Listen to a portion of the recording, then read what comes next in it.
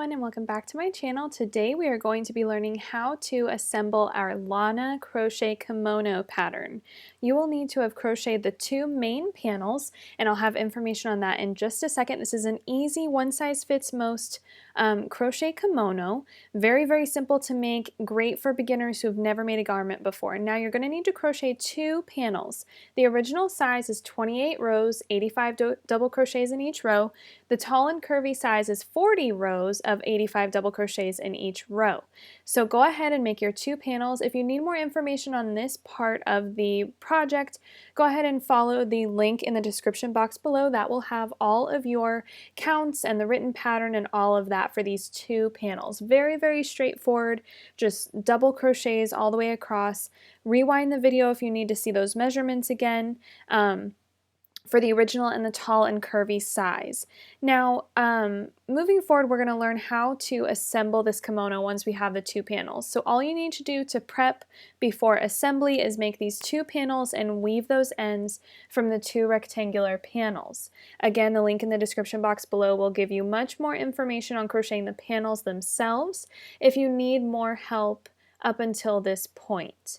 So once we have our two panels ready to go, we're going to need the rest of our yarn from our 3 skeins of Lion Brand Jeans yarn. That's the yarn I'm using for this project. We're going to fold the two panels over, match up all of those stitches, use the rest of that scrap yarn. We're going to cut a piece that's 2 times the length of the spot that we're sewing. Go ahead and thread your tapestry needle.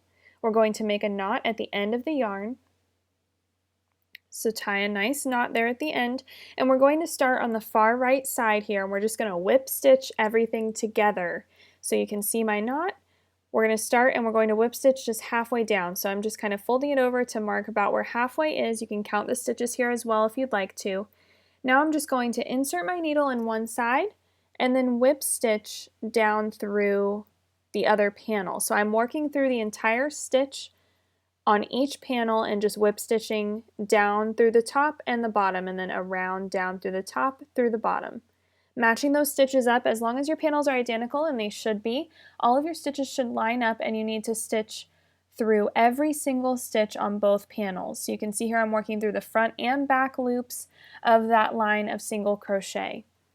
Now it's worth noting here that I am stitching up the two ends of my panels that are the lines of double crochet. So I'm not stitching together the foundation chain side of the panel. I am stitching together the row that I just finished on each of those panels. So when you crochet up your panels, I'm stitching together the last row from each panel, if that makes sense. It's not dire whether or not you use the foundation chain side or the last row side. That's just how I prefer to do it, and it seems to lay a little bit more nicely. So go ahead and just whip stitch down until about halfway. And once you've gotten about halfway, we're going to just weave this end in. But before we do, once we get halfway, I'm just going to kind of stitch over the same spot a couple of times. So this is exactly halfway. We can see here that this is nicely seamed up. So I'm just going to whip stitch down through that same stitch 3 more times, just to really secure that, because that is the spot that's going to be at the back of our neck with the kimono. So that spot is going to have a bit of tension pulled on it, so you want to really reinforce it with a couple of extra stitches, and then just go ahead and weave in your end as you usually would. After you weave in your end here, you're going to weave your end from the beginning of this seam.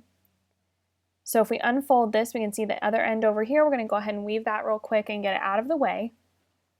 And what this has done is that seam will become the back seam of our kimono. So that seam is going to run down the center of the back of the piece.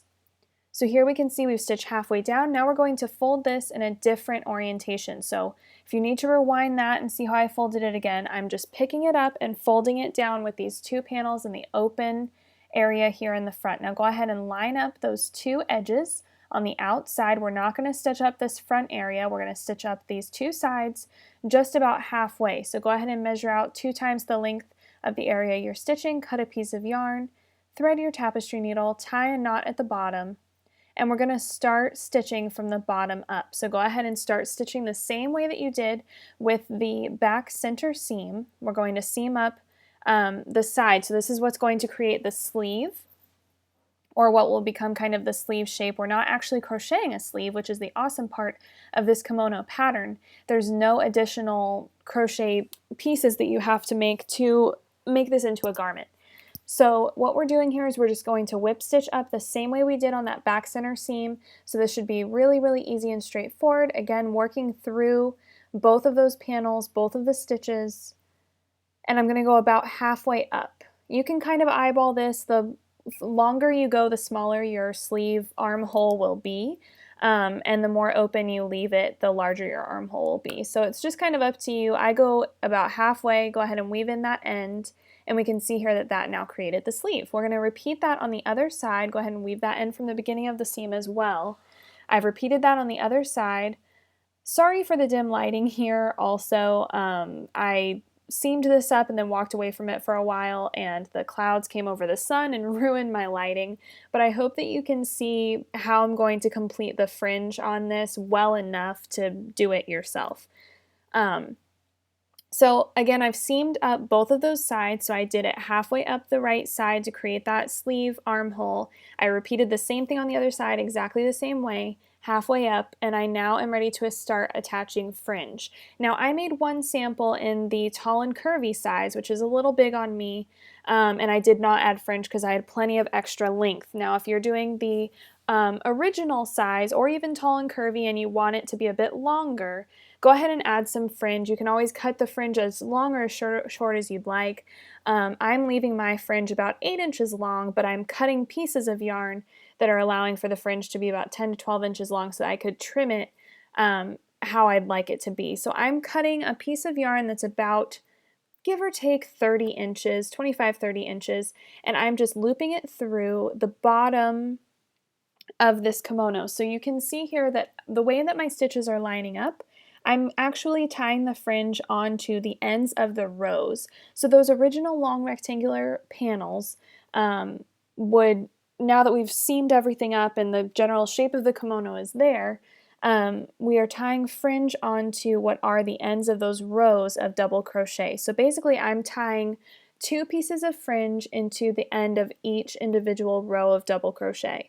And we're going to do this all the way around to the bottom of the kimono. So on the front and the back side of the kimono, we're going to be tying fringe. So I'm going to use my hook also to help me get in and around here. So I'm inserting my hook in the kind of rough edge, raw edge of the double crochet panel. I'm picking up the loop, I'm pulling it through, and then I'm pulling the tails, the 2 tails through that, and that's creating my fringe. So if you need to pause or rewind this and see that again, I'm just kind of eyeballing how long my piece is, inserting my hook here, grabbing that loop, pulling it through, so I'm folding the string or the piece of fringe in half, pulling the loop through, and then pulling the tails through the loop.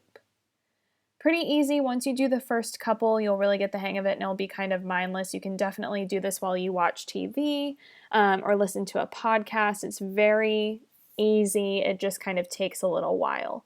So go ahead and tie on all of your fringe. Again, we're going to go around the entire bottom of the cardigan. So all along the front, both panels, and all the way across the back, 1 or 2 strands in each spot at the bottom of the kimono.